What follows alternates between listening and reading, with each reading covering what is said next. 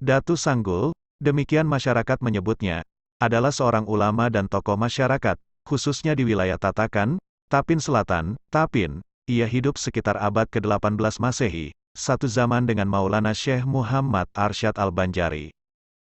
Ia berasal dari Palembang, versi lain mengatakan, dari Aceh atau Hadramaut, kemudian melanglang buana ke berbagai penjuru untuk menuntut ilmu.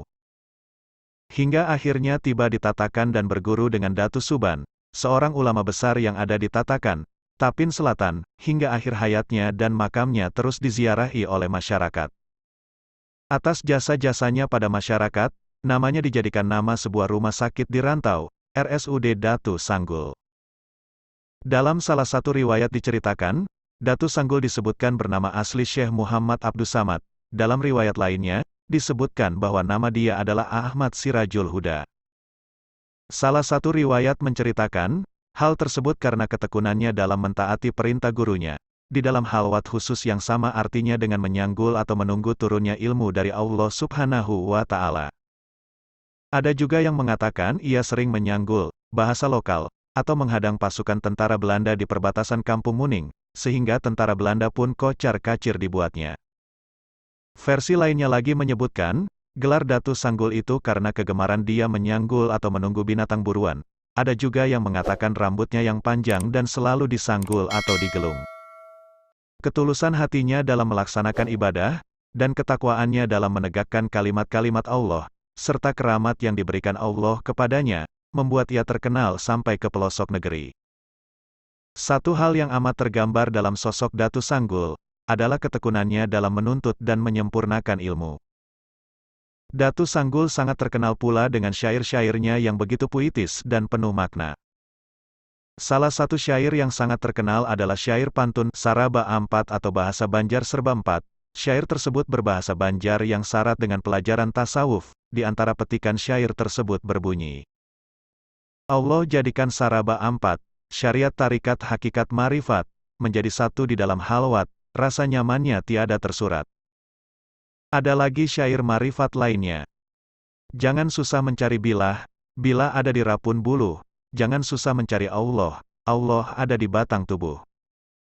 Kemudian, ada lagi syair lain yang berbunyi, Riau-riau padang si bundan, di sana padang si tamu-tamu, rindu dendam tengadah bulan, di hadapan Allah kita bertemu.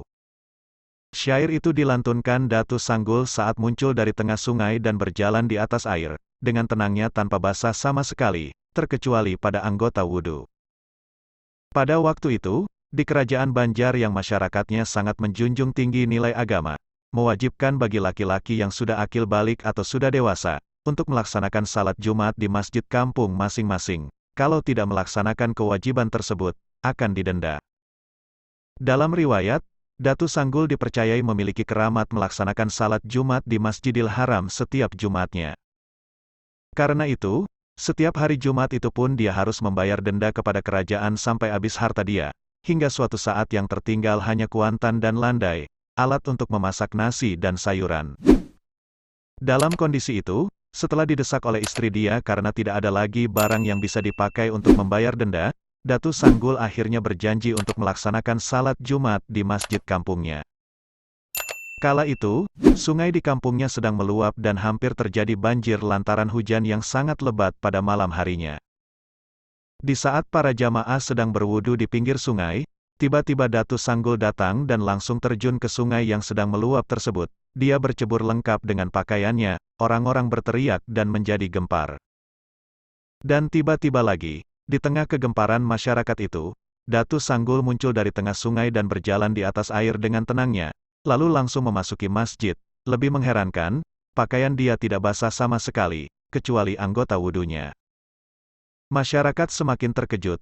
Tatkala imam mengangkat takbir memulai salat Jumat diikuti jamaah lain, Datu Sanggul hanya melantunkan syair tadi, Riau-riau padang si bundan, di sana padang si tamu-tamu, rindu dendam tengadah bulan, di hadapan Allah kita bertemu, Allahu Akbar. Bersamaan ucapan Allahu Akbar itu, tubuh dia mengawang-awang hingga selesai orang mengerjakan salat Jumat. Melihat keadaan Datu Sanggul yang demikian, orang-orang yang berada di masjid semakin keheranan.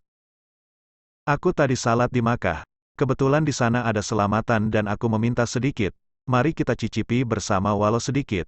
Demikian kata Datu Sanggul di saat orang-orang masih keheranan. Sejak saat itulah, masyarakat percaya sepenuhnya bahwa Datu Sanggul adalah seorang waliullah. Barang-barang Datu Sanggul yang semula disita pun dikembalikan oleh kerajaan.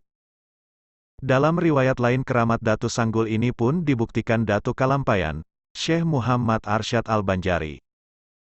Pada suatu hari Jumat di kota Mekah, Datu Kalampayan ada di sana. Sewaktu di Masjid Mekah untuk melaksanakan salat Jumat berjamaah, Datu Kalampayan melihat seseorang sembahyang di dekatnya. Dia tertarik untuk mengetahui, karena orang itu mengenakan baju palimbangan hitam dan celana hitam serta memakai laung. Datu Kalampayan yakin bahwa ia bukan orang-orang Mekah, karena orang-orang Mekah tidak ada yang berpakaian demikian. Pakaian seperti itu hanya dipakai oleh orang Banjar atau orang Tanah Jawa. Dan peristiwa itu dilihat Datu Kalampayan selama beberapa kali Jumat, tidak salah lagi. Ini pasti orang Banjar, ujar Datu Kalampayan kala itu. Lalu, Datu Kalampayan mengulurkan tangannya, kemudian mereka bersalaman. Tak puas bertemu di masjid, Datu Kalampayan membawa orang itu ke rumahnya. Syekh Muhammad Arsyad lalu bertanya dan dijawab orang tersebut bahwa ia bernama Datu Sanggul. Datu Kalampayan bertanya pula, saudara ini orang mana? Asal negeri mana dan sudah berapa lama tinggal di Mekah? Datu Sanggul menjawab pertanyaan itu dengan senyum. Saya setiap Jumat datang ke sini untuk bersembahyang, dan aku berasal dari Banjar. Tempat diamku di Banjar, jelasnya Tatakan, ujarnya. Jauh juga, kalau begitu melewati Martapura, Kayu Tangi, melalui tempat tinggalku. Itu sangat jauh, jika demikian dengan apa kemari setiap Jumat, ujar Datu Kalampayan bertanya. Datu Sanggul pun menjawab, aku tidak memakai apa-apa, hanya karena hendak kemari saja, dan kebetulan Allah Subhanahu wa Ta'ala memberikan kekuatan kepadaku sehingga aku sampai ke sini. Terpikir dalam hati Datu Kalampayan tentang kedatangan Datu Sanggul itu. Apakah ia memang masih waras atau orang yang terganggu pikirannya? Jawaban Datu Sanggul tadi dirasanya tak masuk akal sehat.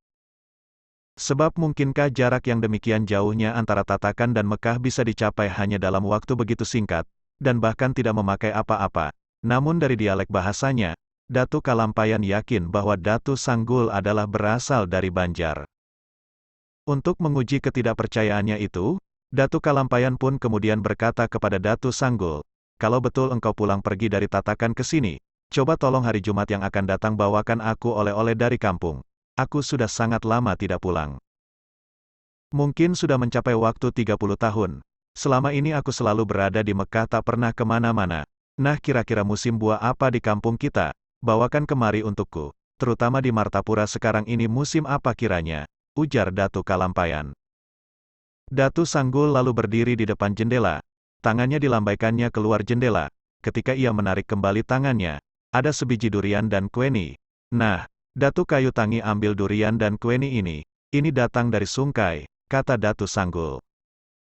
Buah itu diterima Datu Kalampayan, dan diperiksa masih ada getah dari tangkai kueni itu, sama seperti baru dipetik dari samping rumah. Durian dan kueni tersebut masak pula. Segera Datu Kalampayan mengupas dan memakannya, memang betul durian dan kueni. Di Mekah kedua buah tersebut tidak ada. Kueni Jawa saja tidak terdapat, kecuali jenis asam-asaman lain. Dan saat Datu Kalampayan kembali ke tanah Banjar, ia semakin kaget karena ada buah kueni dari kerajaan Banjar yang tiba-tiba menghilang.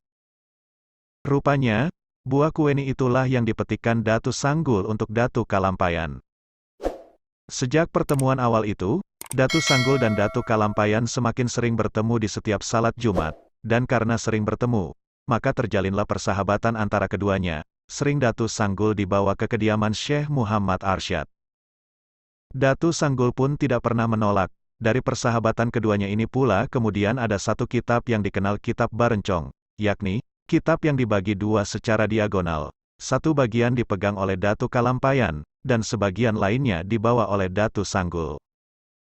Syekh Abdus Samad sering membagi daging binatang rusa dan kijang kepada penduduk Dusun Muning, Kalimantan Selatan tempat tinggalnya. Daging itu diperoleh dengan cara menyumpit binatang tersebut yang lewat di bawah pohon tempat dia duduk berjuntai setiap hari. Namun kebiasaan tersebut tidak dilakukan pada hari Jumat, karena dia pergi ke Makkah untuk melakukan salat Jumat.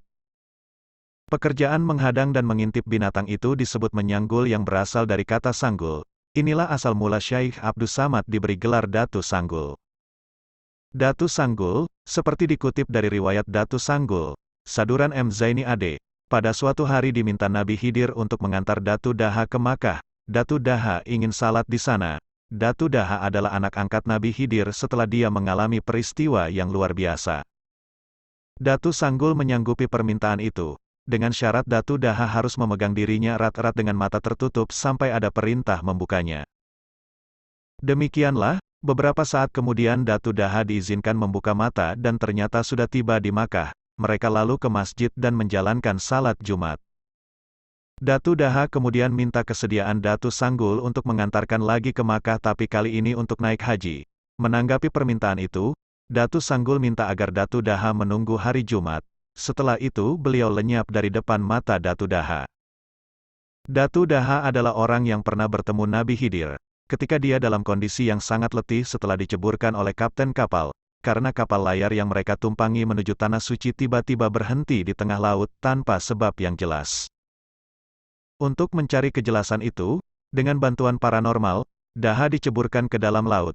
Si fulan ini harus tinggal di tengah laut, kata si paranormal kepada kapten kapal setelah menghitung-hitung bayangan gaib.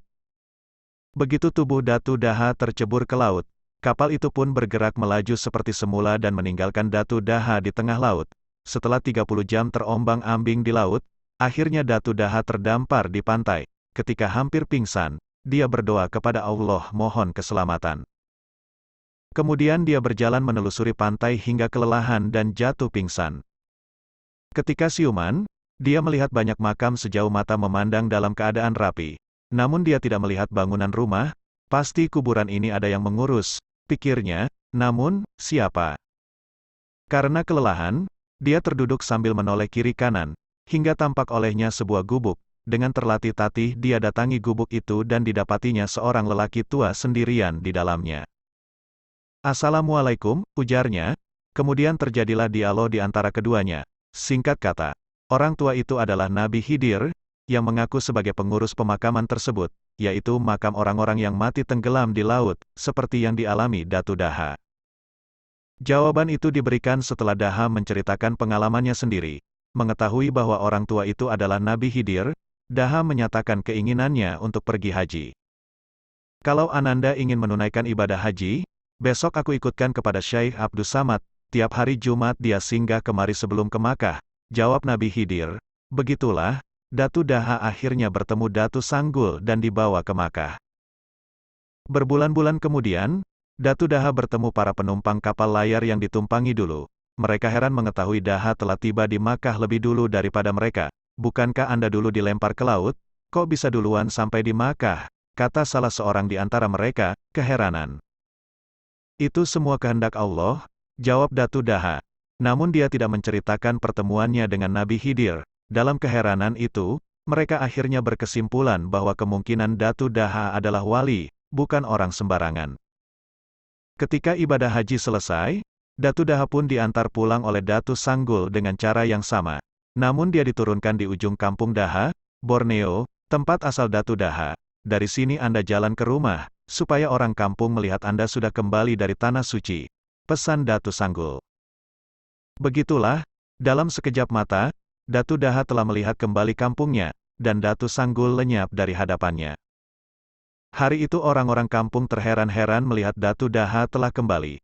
Mereka bertanya-tanya, tapi tidak dijawab oleh Daha. "Aku pulang atas kekuasaan, kodrat, dan iradat Allah. Aku tak kuasa menjelaskannya," kata Datu Daha. Untuk mengetahui jawaban pertanyaan itu, orang-orang kampung menunggu kembalinya para jamaah lainnya sesama penumpang kapal layar, namun ternyata mereka juga menyatakan keheranannya. Mereka menceritakan bahwa Datu Daha dibuang ke laut karena ada sesuatu yang aneh ketika kapal tiba-tiba terhenti di tengah laut. Namun ketika sampai di Jeddah, mereka heran melihat Daha juga sudah ada di sana dengan selamat. "Kami terkejut. Apa ini benar Datu Daha, atau kami salah lihat?" tutur mereka. Begitu juga ketika ibadah haji selesai. Pada hari Jumat sorenya dia sudah tidak ada lagi di Makkah, padahal menurut pengakuannya dia tiba pada hari Jumat sebelum salat Jumat. Cerita itu membuat warga kampung percaya bahwa Datu Daham memang naik haji dan dia adalah wali yang patut dihormati. Datu Sanggul, atau Syekh Abdus Samad, atau Syekh Ahmad Sirajul Huda, berasal dari Palembang. Dia berguru kepada Datu Suban, seorang ulama besar yang ditemuinya dalam mimpi, yang tinggal di Kalimantan Selatan. Setelah mendapat restu dari ibunya, dia berlayar ke Kalimantan melalui Selat Bangka Belitung, dan kota Banjarmasin hingga tiba di Kampung Muning, Pantai Munggutayu Tiwadak Gumpar Rantau Tapin, Kalimantan Selatan, pada tahun 1750 Masehi. Singkat cerita, Datu Sanggul menjadi murid kesayangan Datu Suban dan diberi sebuah kitab pusaka yang berbentuk segi 8. Rupanya ketika kitab itu diserahkan, itulah akhir hayat Datu Suban, karena tak lama kemudian, dia wafat dalam balutan asap putih yang mengepul ke udara, ketika tengah berjalan meninggalkan tempat upacara penyerahan kitab tersebut. Setelah mengamalkan ilmu hakikat dan ilmu laduni dari gurunya itu, Datu Sanggul diberi kelebihan oleh Allah, seperti menceburkan diri ke air sungai dan berwudu tapi badannya tidak basah kecuali yang wajib wudu, tiap hari Jumat bersembahyang Jumat di Masjidil Haram, Makkah. Dia juga berteman dengan Syekh Muhammad Arsyad Al-Banjari sejak tahun 1760, yang bertemu setiap salat Jumat di Makkah. Syekh Arsyad ingin mempelajari kitab pusaka Datu Suban yang bersegi 8, namun Datu Sanggul meminjamkan hanya 11 sehingga kitab itu berbentuk rencong dan disebut Kitab Barencong. Dengan catatan, bila ingin melanjutkan kajian dalam kitab itu, Al-Banjari harus turun ke Tanah Jawi dan menemuinya di Kampung Muning sambil membawa kain putih seukuran 5 helai kain sarung. Ternyata ketika tiba saatnya untuk mempelajari kitab itu, Syekh Arsyad Banjari tidak berhasil menemui Datu Sanggul di Kampung Muning, karena ia sudah wafat. Teringat pada pesan agar membawa kain putih berukuran 5 kain sarung, Syekh Arsyad pun menduga bahwa ketika itu agaknya Datu Sanggul sudah mendapat firasat dari Allah akan meninggal bila belahan kitab Barencong itu diserahkan. Datu Sanggul lebih muda wafat, yakni pada tahun pertama kedatangan Syekh Muhammad Arsyad di Tanah Banjar. Berkat keterangan Syekh Muhammad Arsyadlah identitas kealiman dan ketinggian ilmu Datu Sanggul terkuak serta diketahui oleh masyarakat luas. Sehingga mereka yang asalnya menganggap Sang Datu sebagai orang yang tidak pernah salat Jumat, sehingga tidak layak untuk dimandikan, pada akhirnya berbalik menjadi hormat setelah diberitakan oleh Syekh Muhammad Arsyad sosok Datu Sanggul yang sebenarnya. Menjelang akhir hayatnya, Datu Sanggul minta dibawakan kain kafan kepada Datu Kalampayan apabila Datu Kalampayan selesai menuntut ilmu dari Mekah, pulang ke Tanah Banjar. Dan ternyata, kain kafan itu digunakan untuk mengkafani Datu Sanggul sendiri, yang berpulang ke hadirat Allah bertepatan dengan pulangnya Datu Kalampayan dari Mekah ke Tanah Banjar. Makam Datu Sanggul ramai diziarahi oleh masyarakat, terlebih apabila hari libur panjang tiba. Para peziarah tidak hanya warga Tapin, tetapi juga berasal dari Barikin, Hulu Sungai Tengah, HST, bahkan mobil berpelat KH, Kalimantan Tengah, dan KT, Kalimantan Timur, pun tampak parkir di halaman kompleks makam tersebut. Menurut penjaga makam Datu Sanggul Rantau, Bapak Misrani, sudah menjadi kebiasaan setiap tahun, pasca Lebaran 1 hari, banyak orang menziarahi makam Datu Sanggul.